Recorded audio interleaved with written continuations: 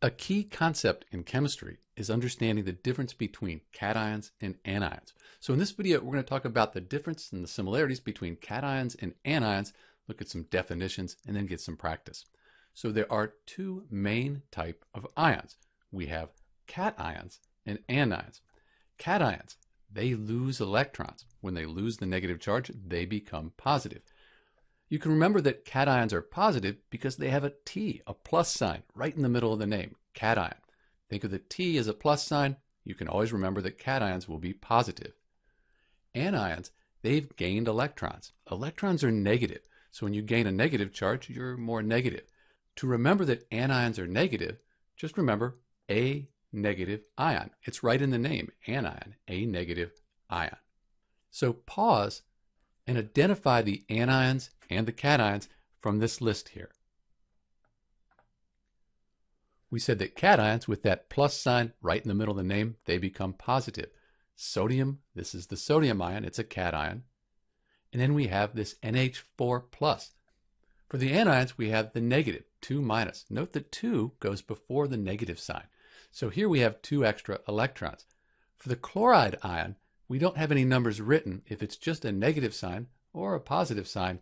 Just imagine there's a 1 before that sign. So the question is, how did these become ions? Where did the electrons go, or how did they get more? Let's take a look at that.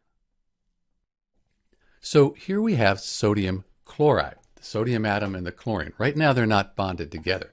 Sodium has 1 valence electron. It's in group 1 on the periodic table. Chlorine has 7. It's in group 17, sometimes called 7a. So to get an octet, the chlorine needs 1 more. So the sodium is going to lose this 1 electron here to the chlorine.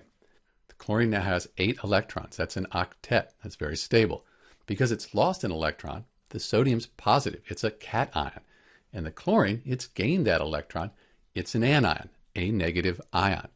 And because we have a positive and a negative, they're attracted to each other. And that's what forms the ionic bond between the sodium and the chlorine atom. We get sodium chloride. It's bonded together. When we think about ionic compounds, ions, the cation and the anion, they come in pairs. One loses and one gains. Let's talk about polyatomic ions for a moment. In chemistry, you'll often see polyatomic ions. These are ions that are made up of more than one element, like NO3- or NH4+. These polyatomic ions, they're ions because they have extra electrons. That's the charge up here. Or in the case of the positive, the cations, they've lost electrons. But I do recommend that you memorize these 7 polyatomic ions here. These are ones that you'll see quite often in chemistry. So pause and identify the cations and the anions. If it's a negative ion, like the nitrate, phosphate, sulfate, hydroxide, or carbonate, that's an anion. If it's a cation, it'll have a little positive, like the T in the word cation, like the ammonium ion and the hydronium ion. So to recap, cations, they've lost electrons and they become positive. You can remember the word cation because it has a plus sign right in the middle of the term. Anions, they've gained electrons. Since electrons are negative, you end up with a negative ion. This is Dr. B with the difference between cations and anions. Thanks for watching.